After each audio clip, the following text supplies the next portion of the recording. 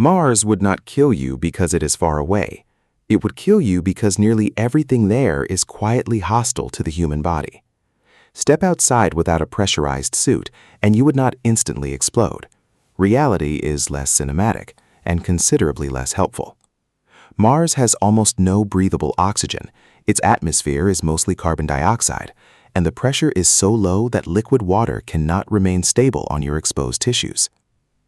You would become oxygen-starved, lose useful consciousness, and suffer dangerous decompression. Your survival time would be measured in minutes, not dramatic movie sequels. But suppose the suit works, the habitat stays sealed, you have air, food, and water. Mars would still begin changing your body. The damage starts before you arrive. A conventional journey to Mars could keep astronauts in near weightlessness for months.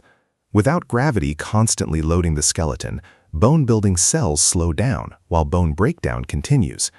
In microgravity, astronauts can lose roughly 1% of bone mineral density per month without effective countermeasures. Muscles also shrink because everyday movement no longer requires much effort. The heart pumps against less gravitational resistance. Blood volume changes, balance systems adapt, and fluid shifts toward the head, potentially affecting vision. Astronauts exercise for around 2 hours each day aboard the International Space Station to fight these effects. Space travel has somehow transformed going to another planet into the most expensive gym membership ever created. Then, the crew must land a spacecraft while their balance, coordination, and blood pressure control are still adjusting. Mars has gravity, but only about 38% of Earth's. That would help compared with weightlessness, but nobody has lived for years in Martian gravity. We do not yet know whether it is enough to maintain healthy bones, muscles, circulation, or development. Mars colonization, therefore, begins with a fairly important scientific detail. We do not know what Mars will do to a human body because no human body has ever tried it. Earth protects us with a thick atmosphere and global magnetic field. Mars offers a thin atmosphere and the reassuring protection of mostly nothing. Space radiation can pass through tissue, damage DNA, and increase long-term cancer risk. It may also affect the nervous system, cardiovascular health, and cognitive performance. The crew receives exposure during the journey and continues receiving it on the surface. Habitats may need thick shielding, water walls, or layers of Martian soil. Early settlers could spend much of their lives underground, not because they are building a futuristic civilization, but because dirt is excellent radiation protection.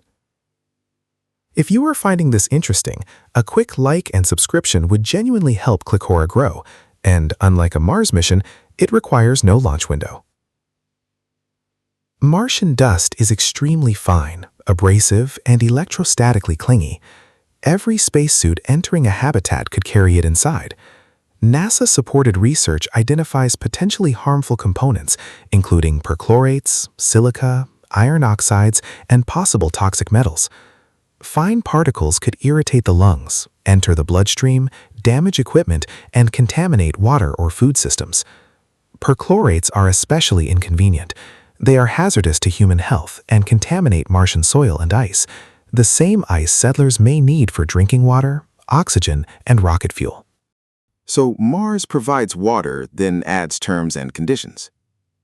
Habitats would need strict dust removal systems, isolated suit ports, filtration, and continuous monitoring. A failed vacuum cleaner on Mars could become a medical emergency. Now place a small crew inside a sealed habitat for months or years. Outside is lethal. Earth is millions of kilometers away. Communication delays make normal conversation impossible, and emergency evacuation may not exist. Isolation, confinement, disrupted sleep, repetitive surroundings, and constant risk can affect mood, attention, judgment, and teamwork. There is no walking outside to clear your head unless your walk includes life support and a radiation forecast. The crew must also become its own hospital. A serious infection, dental problem, injury, or equipment failure cannot wait for an ambulance from Earth.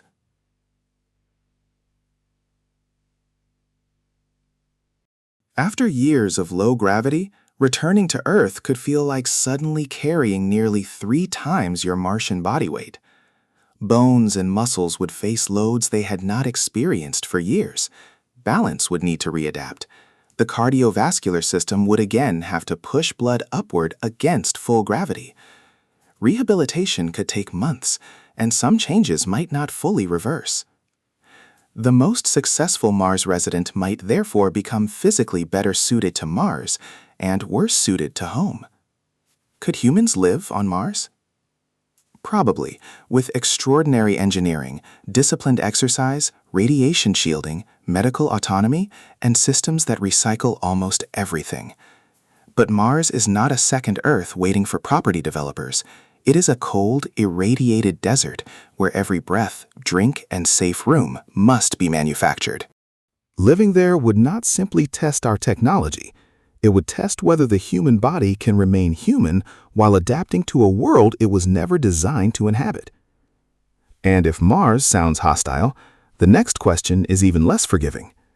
What would happen if you were exposed directly to space for just 10 seconds?